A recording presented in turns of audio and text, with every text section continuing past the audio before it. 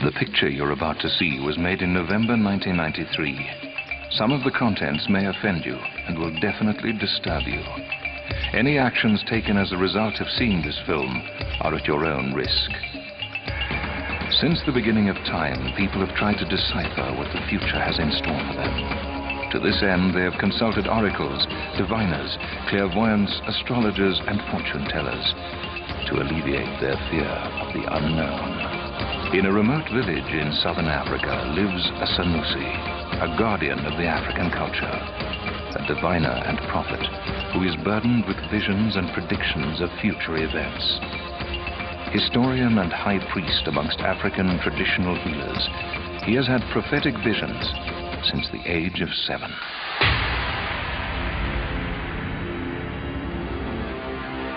Just before he experiences a vision, colors start swirling around him. Then, as though he has been transported through time and space, he finds himself in another dimension. During these visions, he becomes the character featured. His name is Credo Mutwa.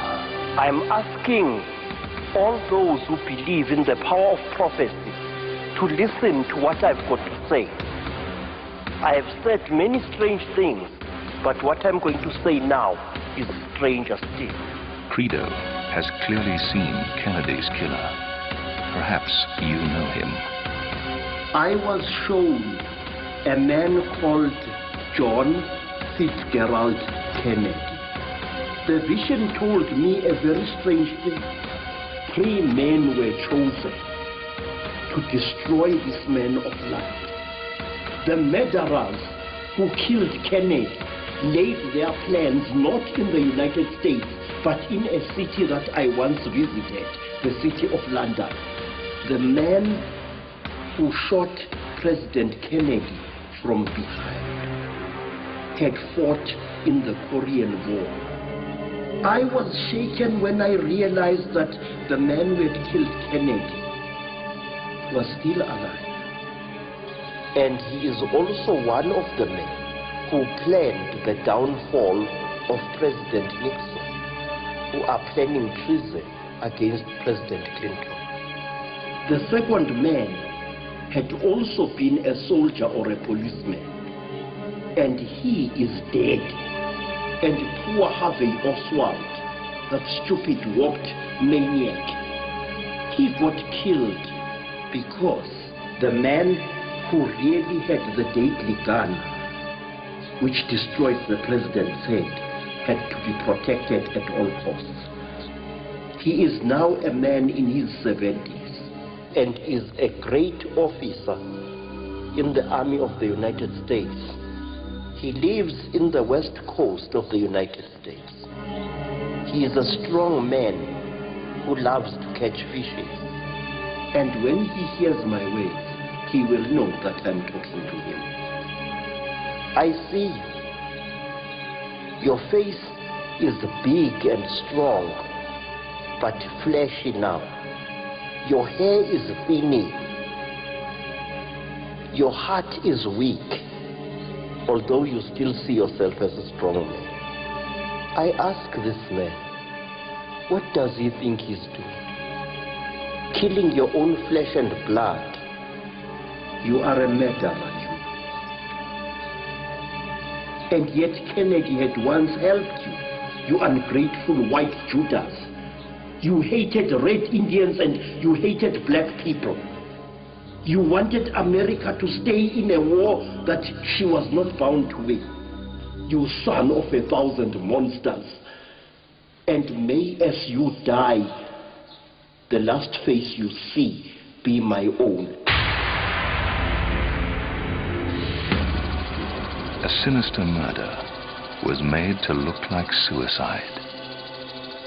Kennedy had had a secret lover, a beautiful woman, a lost woman, a woman of fire and ice, a woman called Norma Jean, whose other name was Marilyn of Monroe.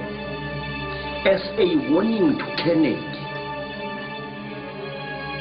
a group of murderers sent by the shadowy people who control things in the United States and elsewhere gave her a drink of a terrible medicine which caused such pain within her. It was like as if she was giving birth to a child. But they put a pillow over the beautiful one. They smothered her, and they did not even give her the right to scream to her ancestors for mercy. She died a horrible death alone, she who shared Kennedy's dream. Credo predicted Dr. Verwoerd's assassination 6 months before it happened, but no one believed him. I told them that Dr. Verwoerd was going to die, and he would die from a knife wound. And one of the white gentlemen told me angrily not to talk rubbish. You know, I never thought of it, that something could happen like that, you know.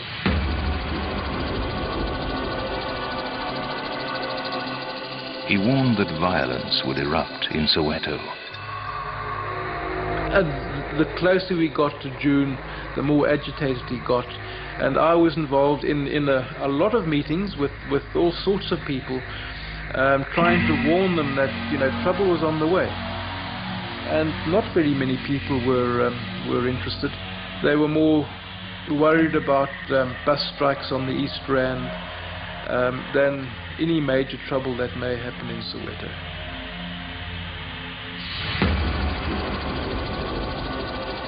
A member of the Bophuthatswana government asked Credo to predict what would happen in the country.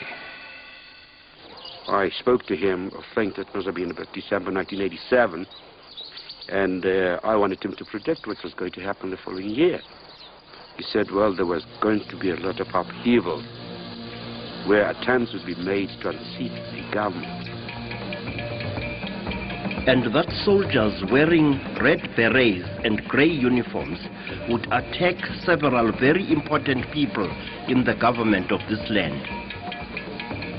And on the 10th of February 1988, we had a coup here in Soweto.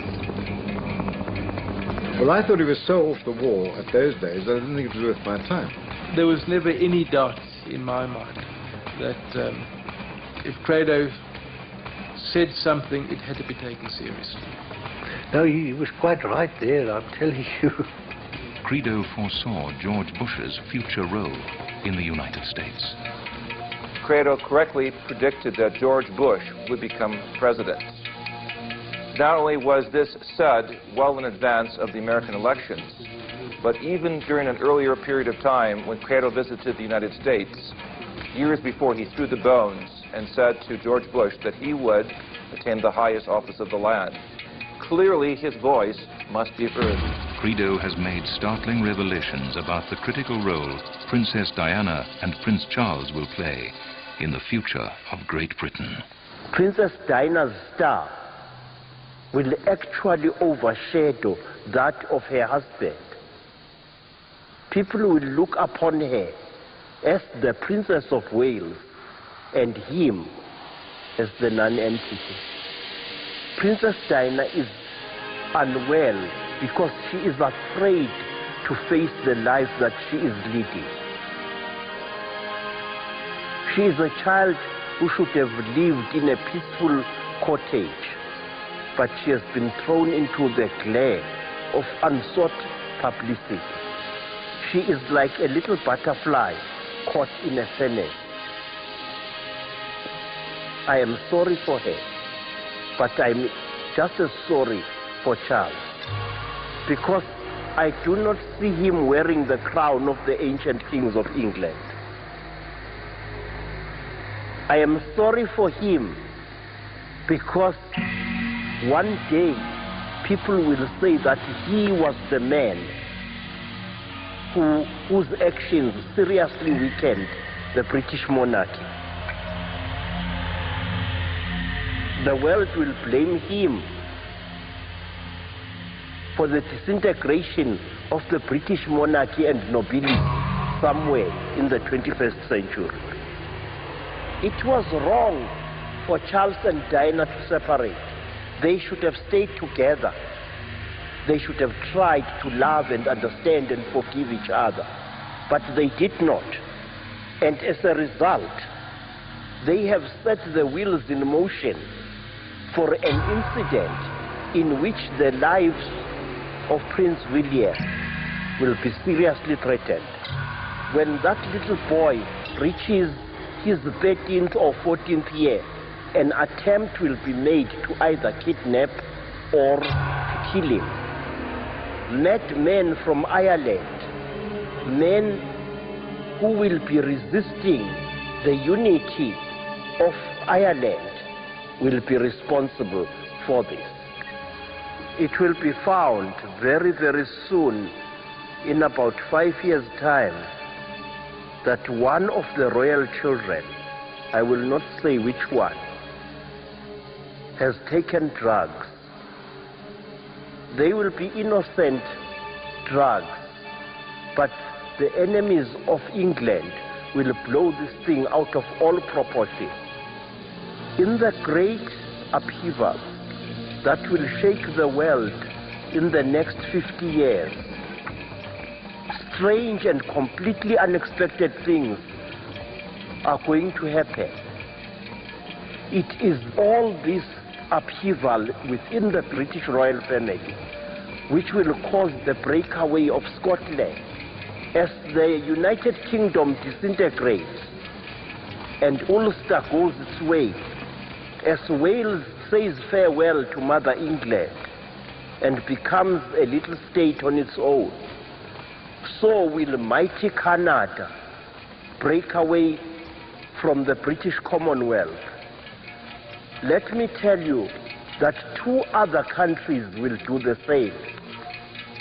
One of these countries will be Australia, and the other will be New Zealand. Australia will be torn away from the British Commonwealth by a man who will be enraged at the fact that the Commonwealth is becoming more and more dominated by non-white people. This man is already alive, but when his time comes,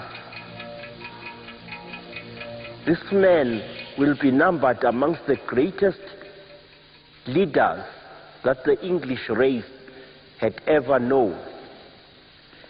This man will confront the rising empire of Japan and China, a huge conglomerate of nations which will dominate the world with money. This man will confront those nations, and he will be not afraid of sending out his armies against them. By the middle of the 21st century, I see the Union Jack very, very strange in appearance indeed. Gone will be the cross of St. Andrew, gone will be the cross of Ireland. The Union Jack will no longer be a Union Jack. It will be just a red cross on a blue background.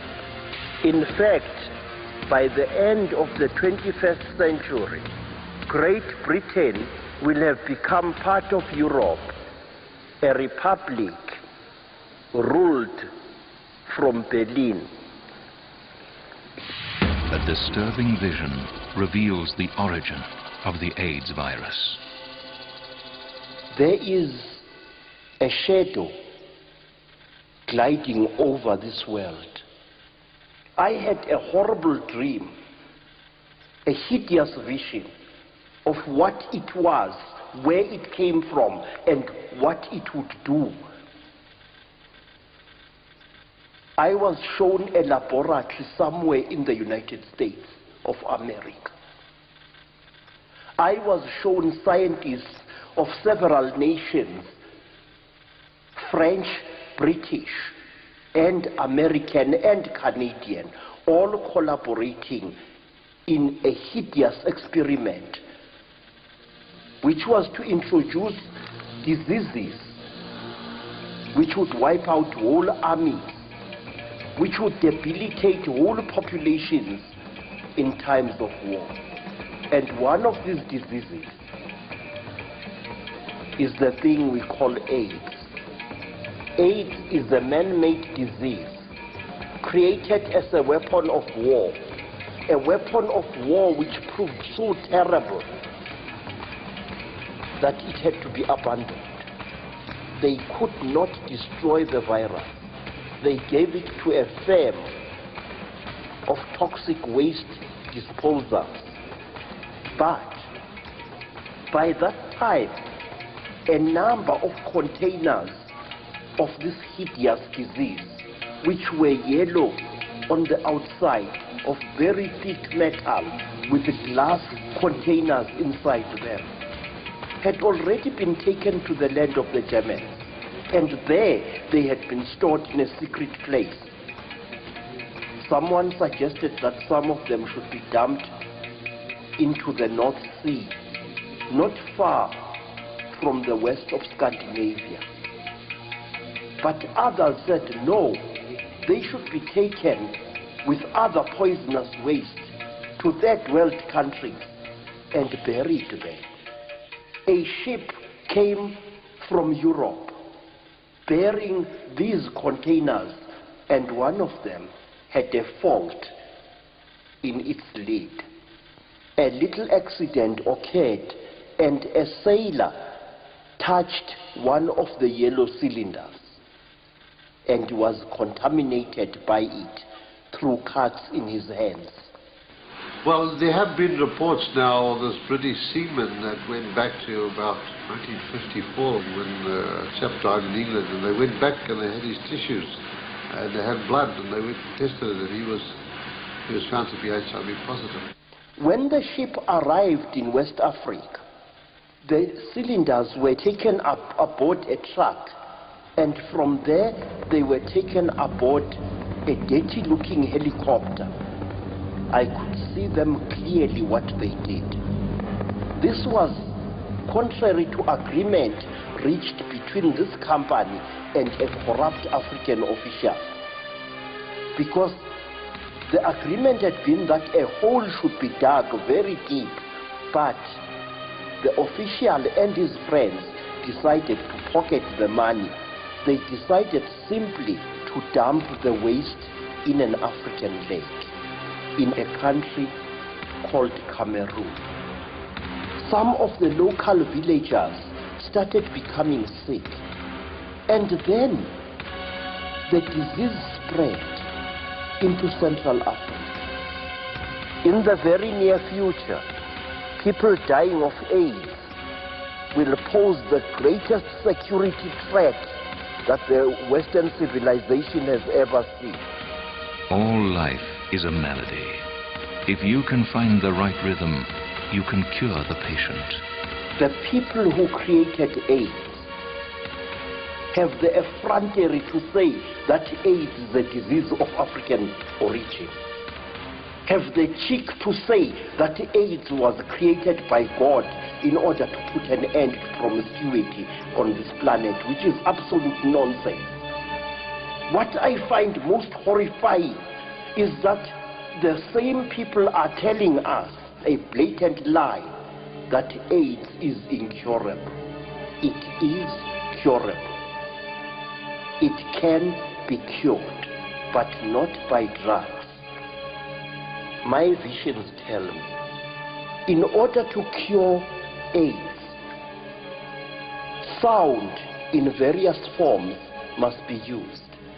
If the sound is carefully calculated, the sound would be capable of destroying the AIDS viruses within the human being without endangering the human being at all. Credo has had precise visions of how, when and where World War III will begin and spread. I am shown that in the very near future, Islam will rise like a lion throughout the world, and that a new war will break out in the Middle East, even bloodier than the war that was fought against Saddam Hussein. A great Middle Eastern nation, I think it is Iran, will go all out to acquire atomic power. Iran will buy terrible substances from China, substances by which you can create atomic power stations, substances by which also you can create atomic bombs and other hideous weapons of that kind. I see that there is a ship in the ocean. It is an old and ugly vessel which should have been sunk or scrapped long ago. And it is taking some radioactive substance to Iran. One of the containers will overheat and the ship will sink in the Indian Ocean. At first, the world will not be told about the sinking of this ship. Millions of fish start drifting, dead and lifeless, towards the beaches of India, of East Africa and Arabia.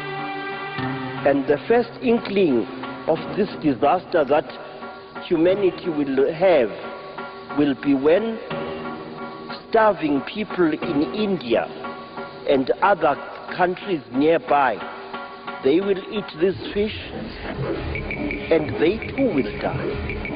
And it will be only then that the world will be aware. People of the news will go to India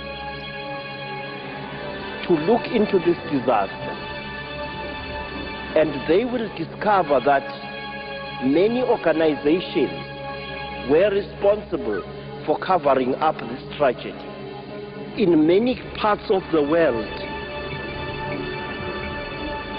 people shall start eating each other. In the coast of Yemen and in the coast of India shall be found people who will die because they have eaten other people who have eaten the contaminated fishes, and there will be an outcry in the world. And the violence and the warfare will spread not only in the Middle East, but also throughout North Africa, as far away as Spain. President Clinton will unwittingly play a crucial role in precipitating World War III. This terrible accident involving the radioactive ship will either take place during President Clinton's second term of office or late in his first term of office. He will overreact and unleash war and sanctions against Iran. The great president laid the bloody foundations for what must surely be the greatest religious war that the world has ever seen, and that war is not far away in the future. This man, upon whose shoulders the iron hand of history rests so heavily. Oh, Bill Clinton, I wish you could see what I see. I wish you could see what lies in your future. I am sure that there will be two violent attempts on President Clinton's life. That one of these attempts will be made upon the president by someone with a remarkably dark skin, someone who will be either an African American or a Hispanic person. The president will survive both these attempts,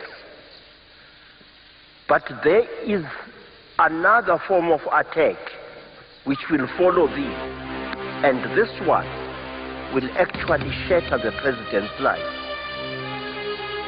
It will be started by a woman, because this president's greatest enemies are going to be women. A woman will come very close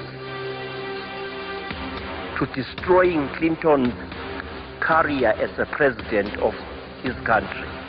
More than this, I do not wish to say. After President Clinton, there will come one other male president in the United States who will rule for 2 terms and be killed in an accident. After that president, there will come a female president who will be a red-headed woman, a former actress of French ancestry. This woman will become the ruler of Canada, the United States, and Central America, which 3 great masses of country will come under one leadership. No longer will there be the United States of America. No longer will there be the Dominion of Canada. The whole country will simply be called the American Federation. A powerful German leader will unite Europe and Great Britain. Somewhere in the early years of the 21st century, Europe will become one republic. She will fall under the shield of Germany, because a mighty ruler will emerge in Germany. In fact, he is already there. He will emerge and he will rule Germany with a rod of iron. And he will achieve with cold cunning what Hitler tried to achieve by brute force. And oddly enough, this brutal man, this second Hitler, will be hailed as the savior of Europe, because he will strengthen the economies of the different states that form Europe. And they will call him the new Bismarck.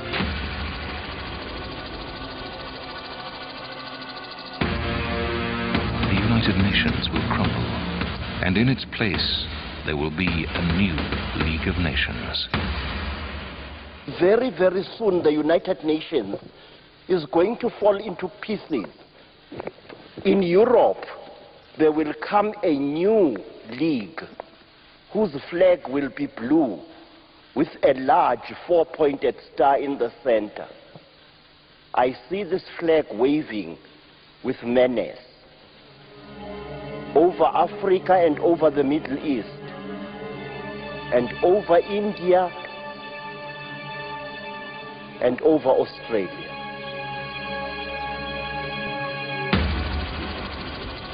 Millions will succumb to the appearance of a man who will be seen as their savior.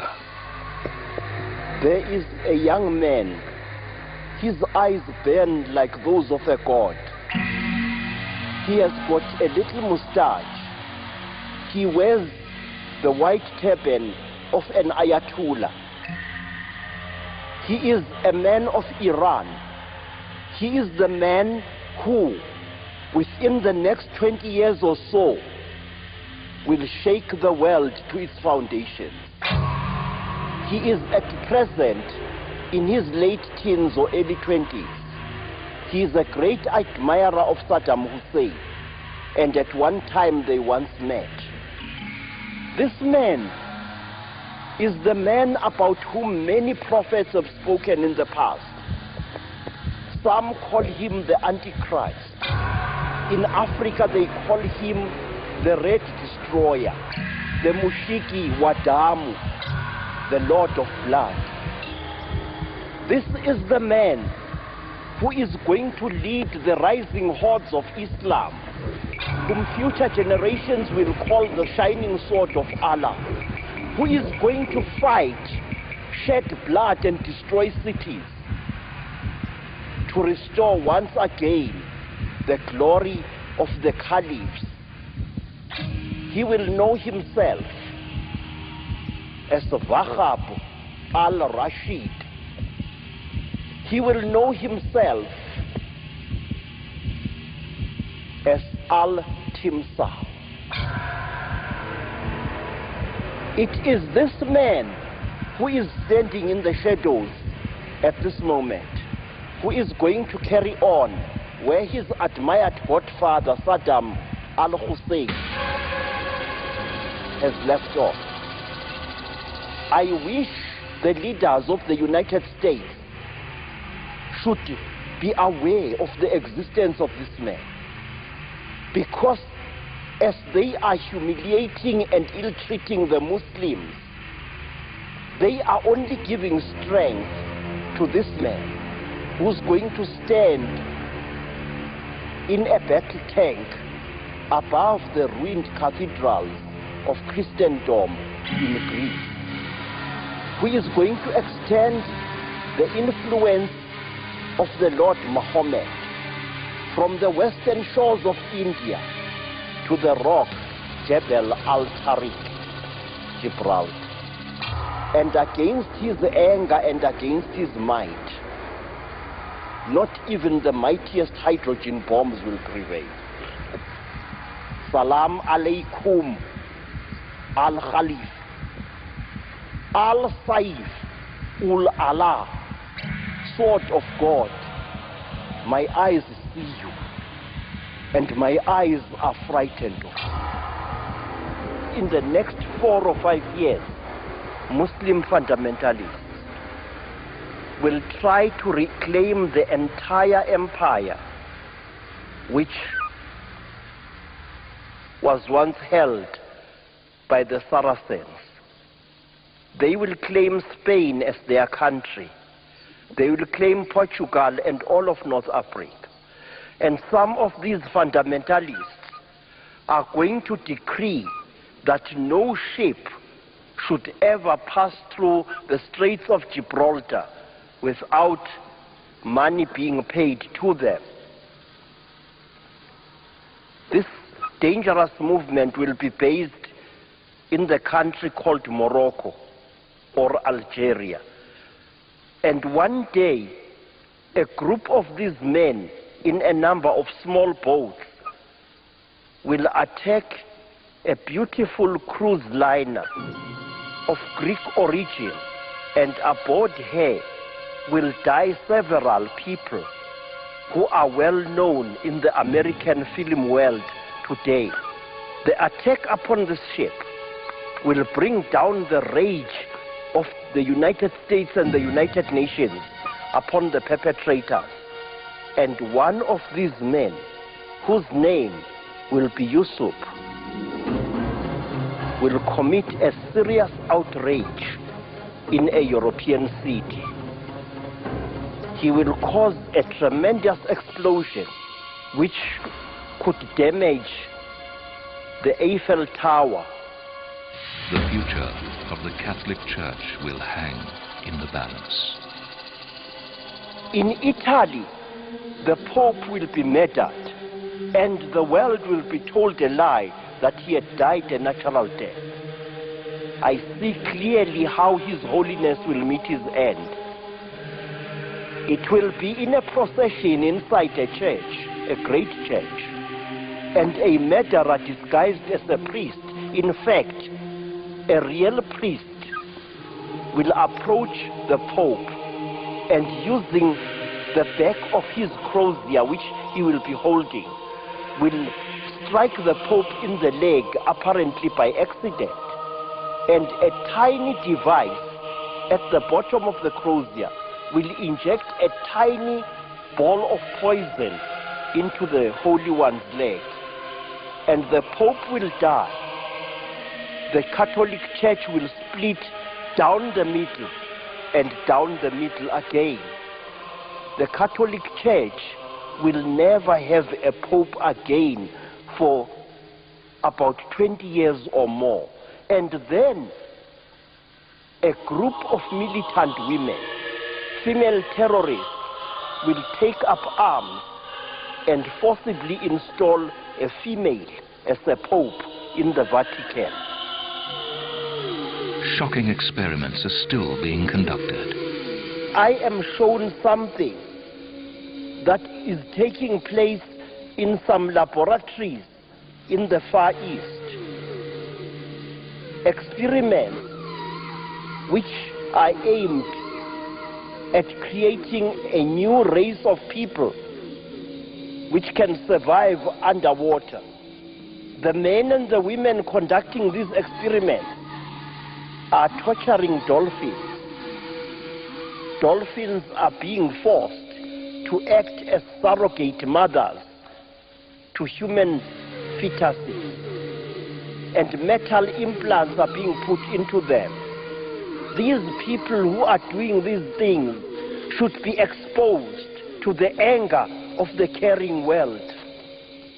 These experiments and others like them should be stopped.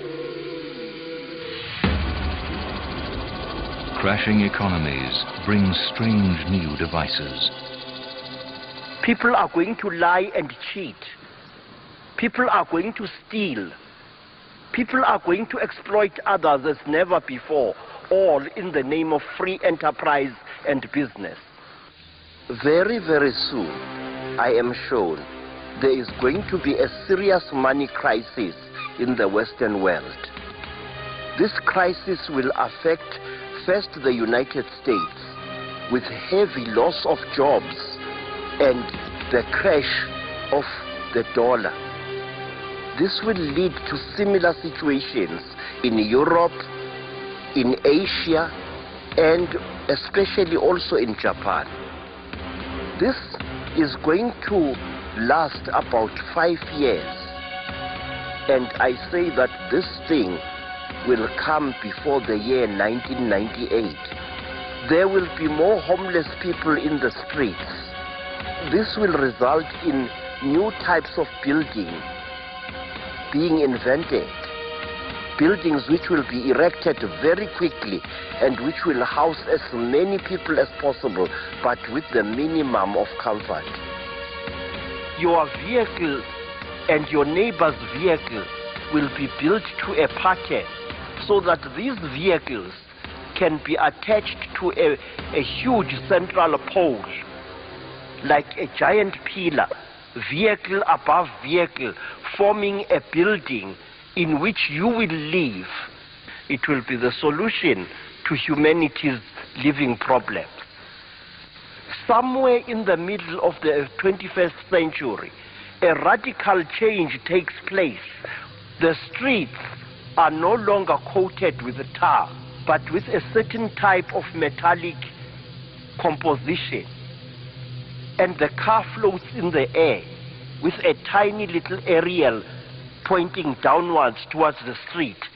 And it is this aerial which lifts the car into the air. So long as the car is in contact with this metallic road, so long shall the car float.